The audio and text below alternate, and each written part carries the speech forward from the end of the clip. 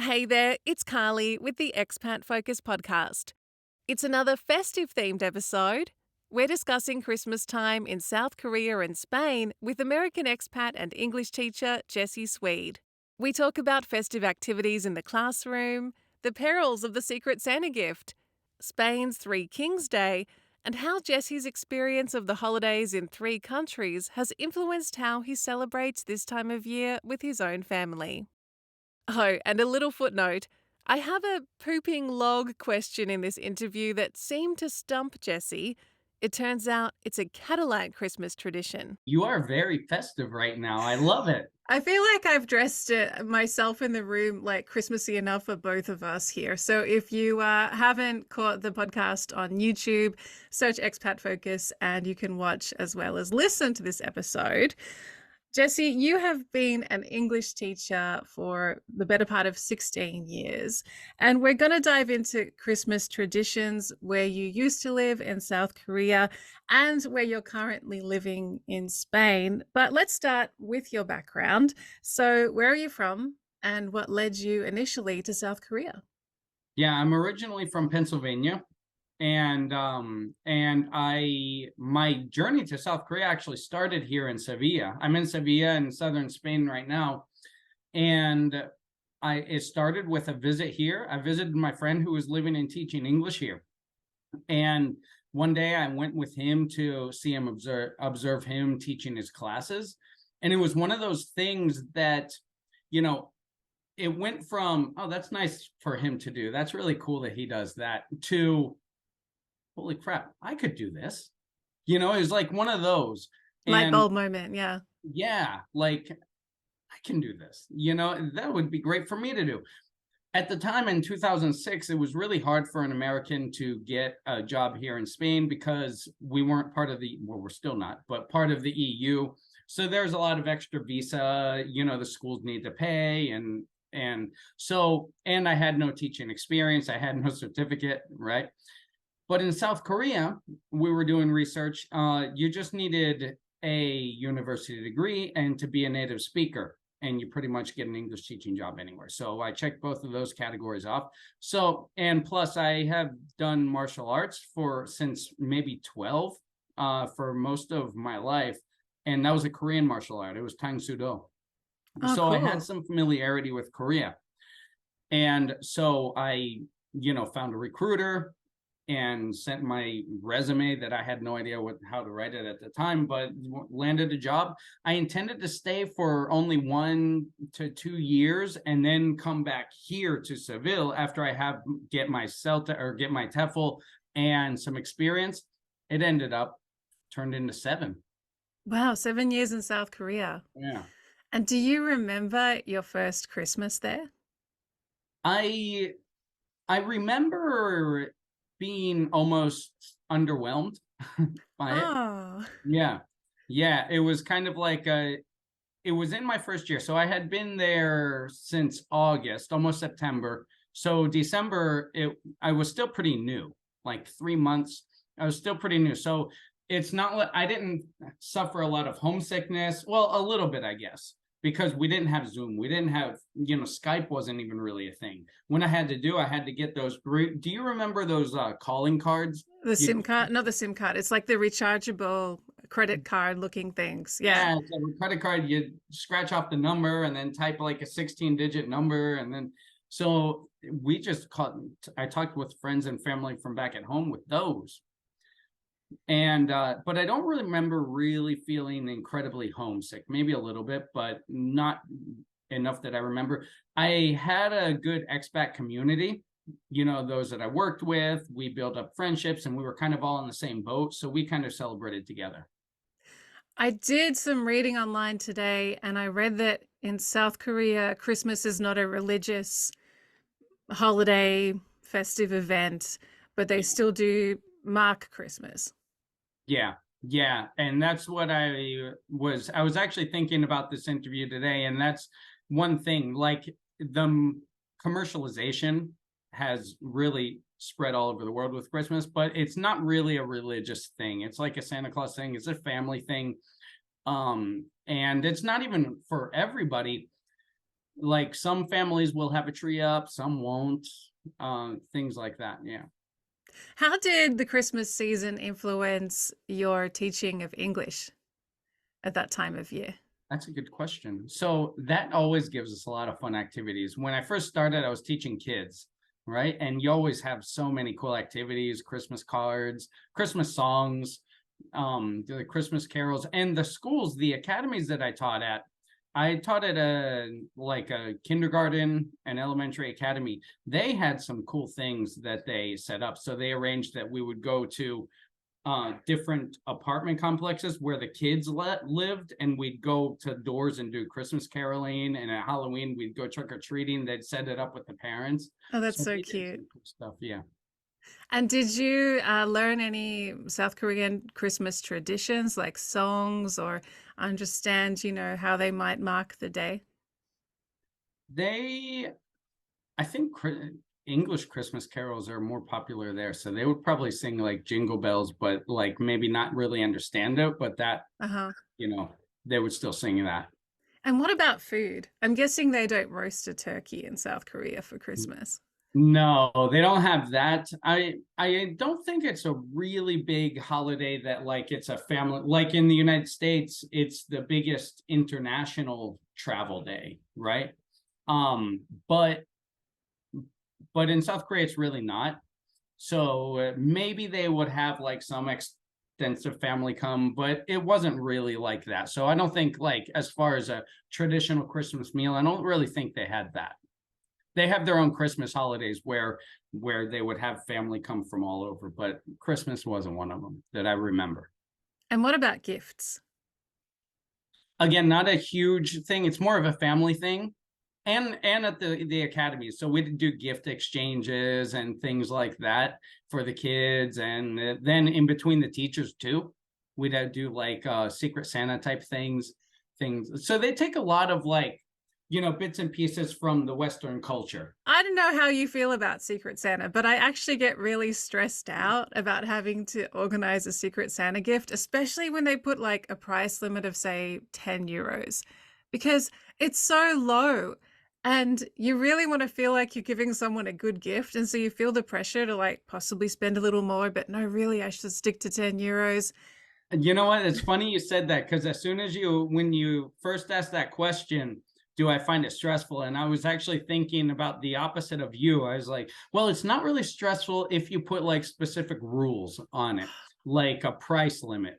And I like Yeah. that because it takes some pressure away, and sometimes if like, you do it with work, and then sometimes you don't really know the coworker that much, or sometimes, let's face But it, then you you just don't feel like them very much. you feel a little lame though, right? Because it's like, okay, mug, candle, chocolate. You got to get creative then. That's what it means. You got to get creative. Really, I need some more inspiration. Yeah, one thing we did at the academy here in Spain, because I worked at an English academy and it was actually owned by an American. And so one thing we did, we set the price limit, but also everyone wrote on, their name, and then on the other side, 3 gifts that they would like. That's a good idea. Yeah, that was a good idea. So you're guaranteed to get one of them. Yeah, definitely. I've actually seen this Secret Santa website where they let you put a gift wish list together for your anonymous giver. And I think that is so helpful. Yeah, it Because really is. you don't want that, you don't want that moment where you see them opening their gift and they're just not impressed. Oh, a spoon. Oh, chocolate in a mug.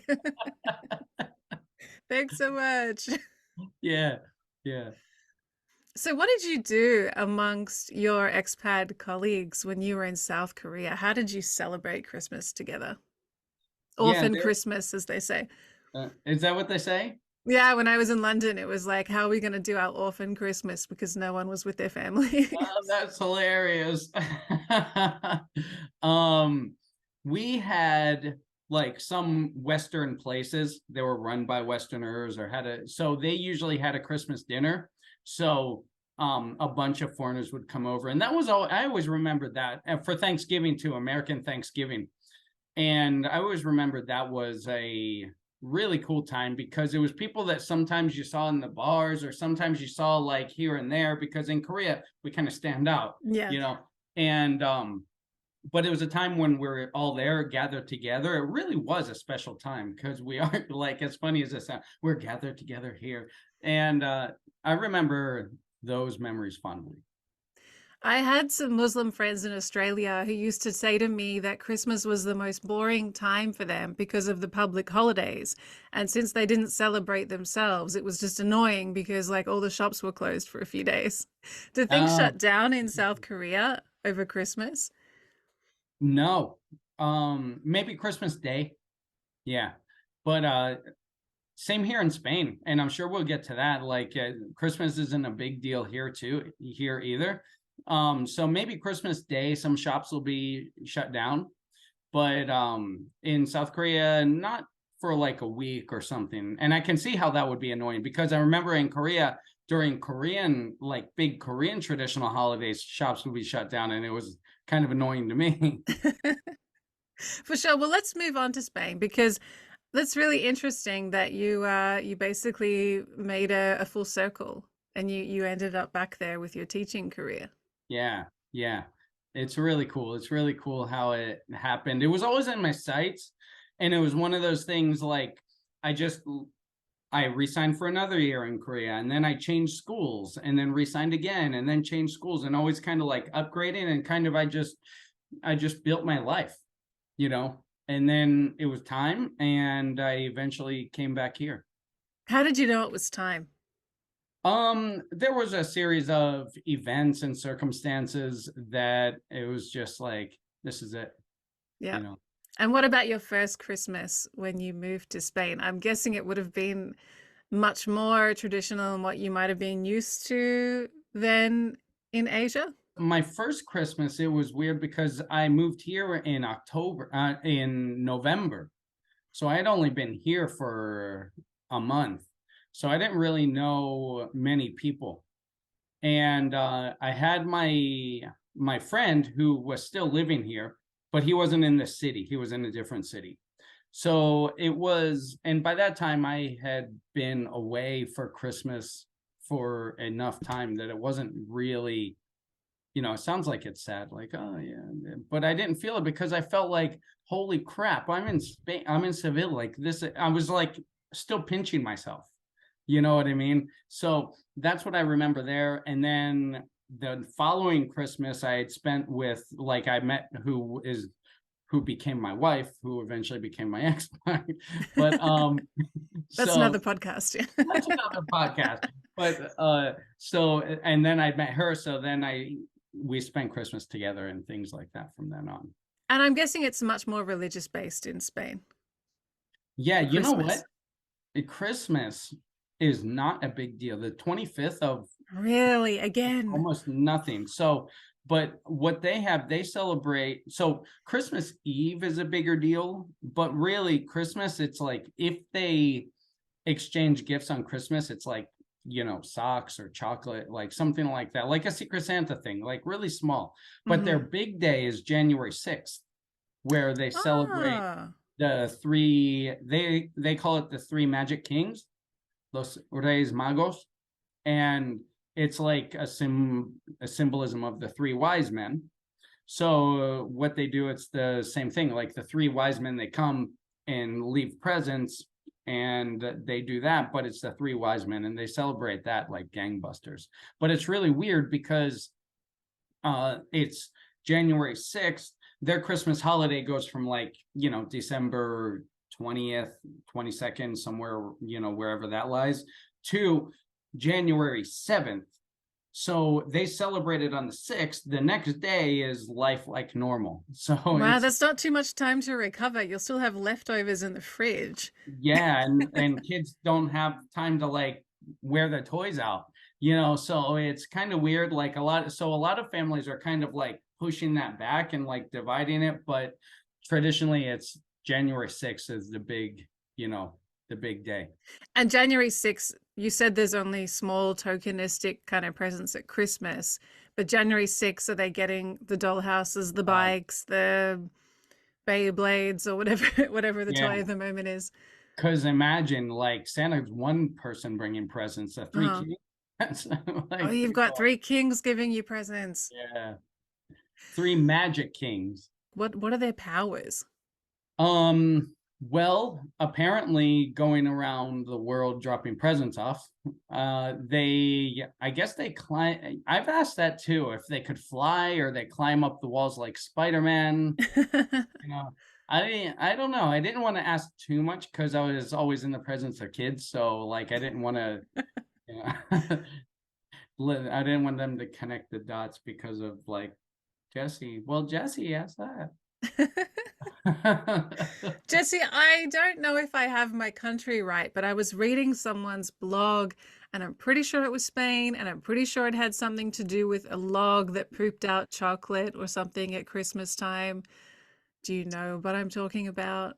Believe it or not, something like that sounds familiar, but I don't know.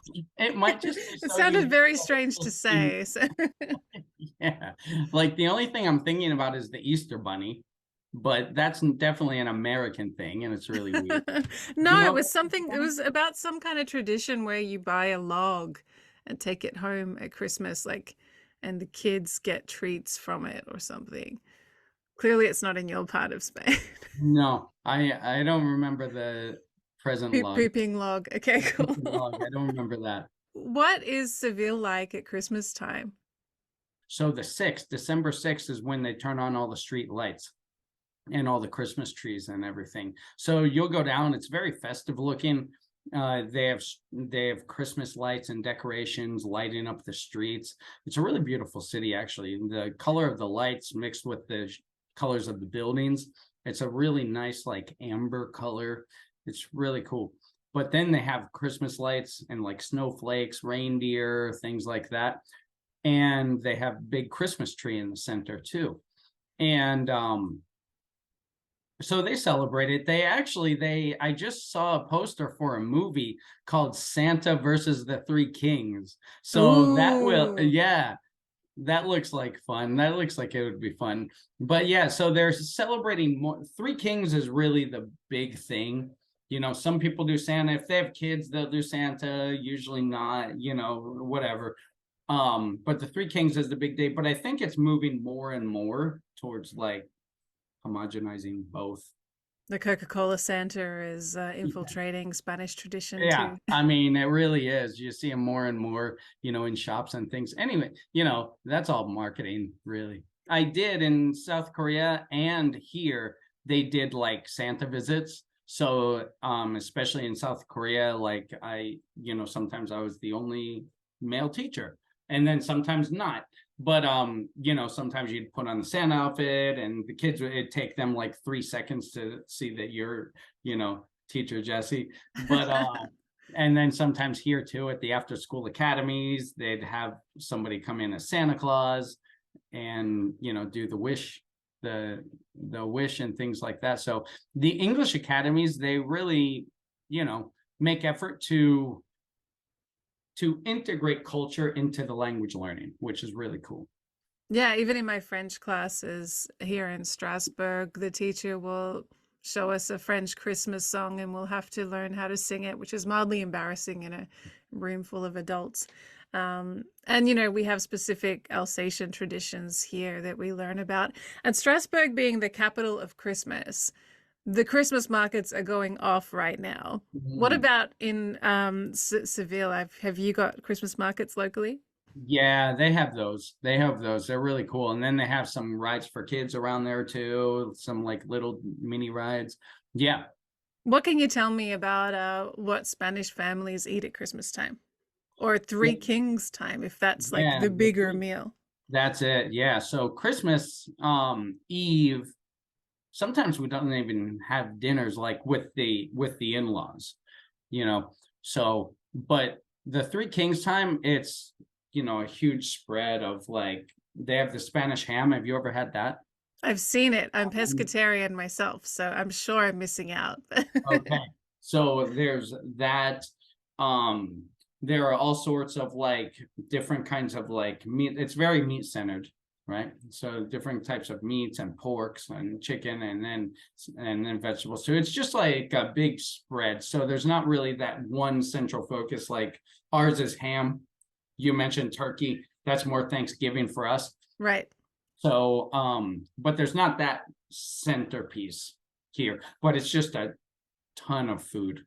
It's a lot. It's a lot. And then some to take home and some to stay for, leftovers too. They have that too, like just leftovers. So normally, so the night before the Three Kings would be the main dinner, and that would be that giant spread.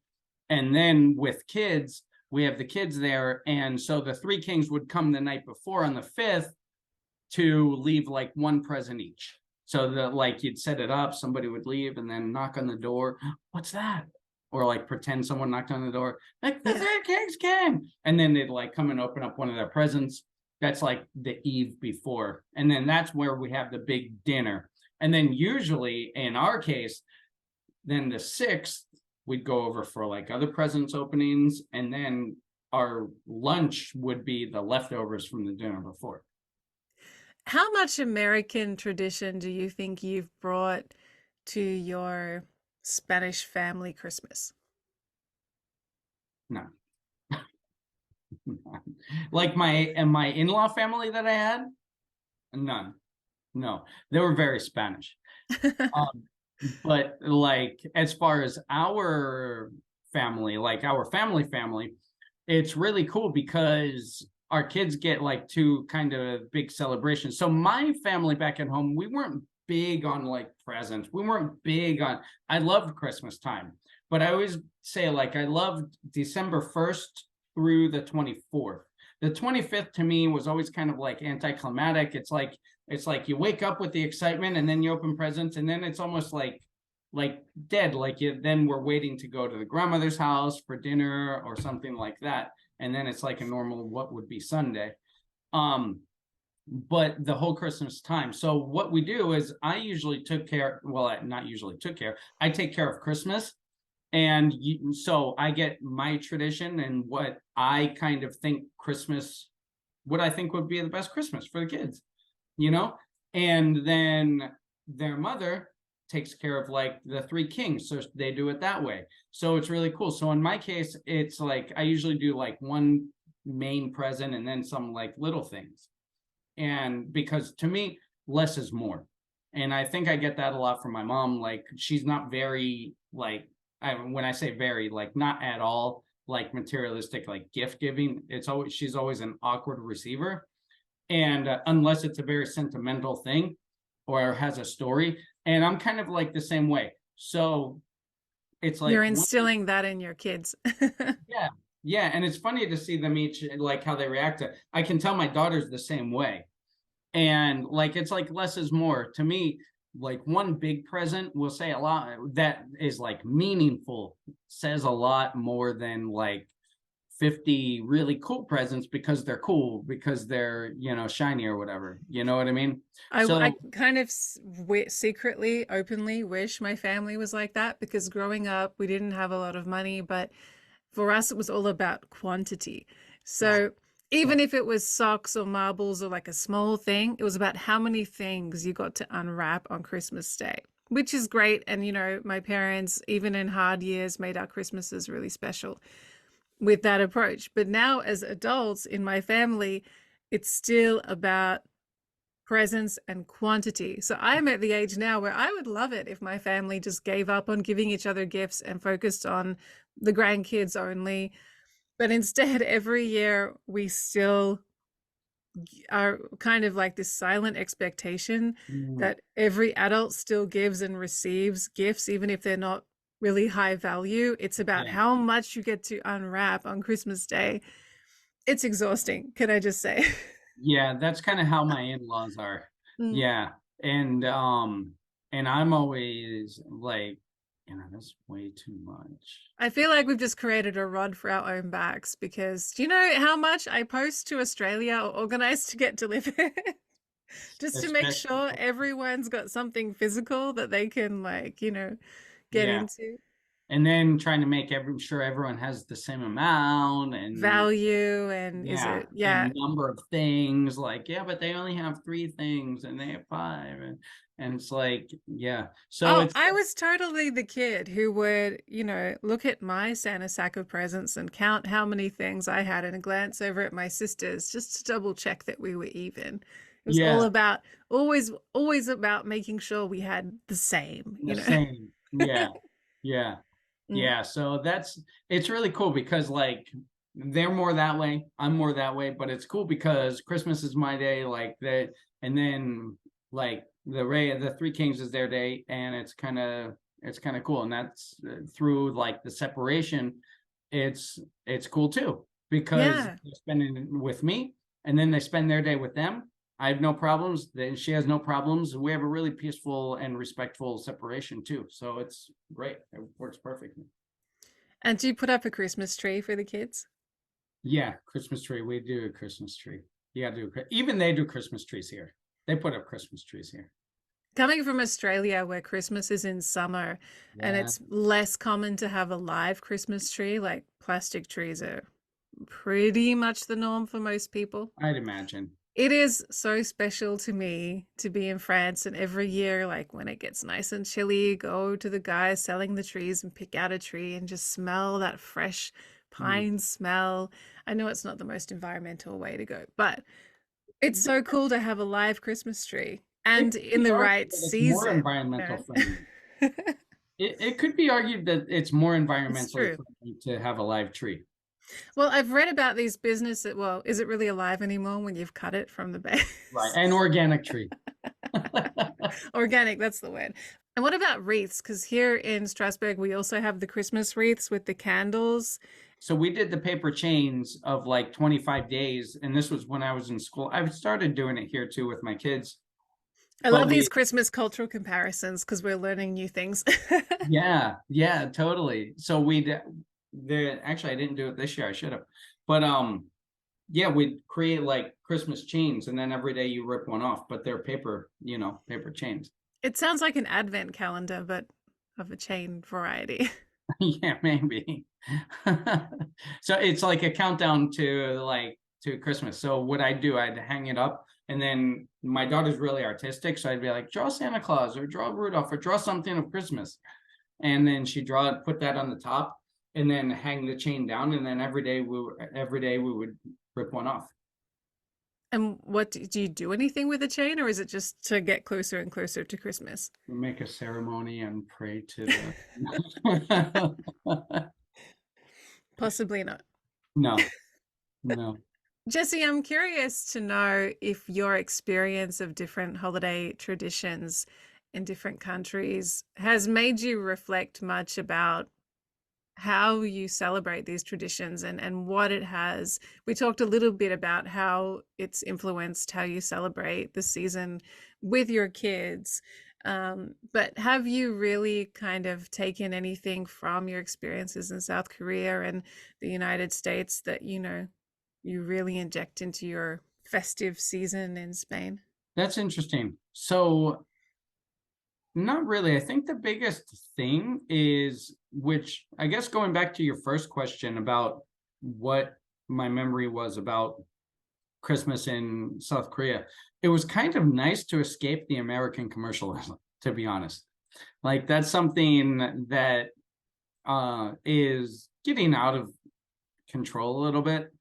And it was nice to separate from that and not have that pressure of buying presents. Because if you're not there, like you know, and It's easier so to opt out, right? it's easier to opt out. And I'd send presents in like March just because I wouldn't get around to mailing it or something like that. And which is cool because then they'd get and my family loved it. It'd be a surprise in March, like Christmas presents in March. So that's cool. So it's nice to be out of that, but even so, you're not out of it because they have commercialism here, and it's a commercial holiday here. But there's less pressure, I feel. Well, there was less pressure. Now that we have a family, then there's pressure again. But it's like you dictate that pressure, right? So like I said, I got my kids like my daughter a bike. It was a secondhand bike, and it's really cool because there's a decal with her name on it. We put a decal of her name on it. And my son some rollerblades. He's 5, and it's something he's wanted for a while. So I'm like, oh, that's perfect, you know. So I guess I didn't really take anything. It's just you can kind of dictate your own Christmas terms. Have your kids experienced Christmas back in the United States? No, no, I'm looking at next year. I'm hoping next year they will get to see it. Although my family moved from Pennsylvania to Alabama. So Okay. it doesn't even get cold down there. So they won't even experience a white Christmas there. So I don't know if we're actually going to go back to the United States for Christmas. It depends. I don't know. That's a year away. But if not, then we're definitely going to go someplace like in the Sierra Nevada region where they can experience a white Christmas.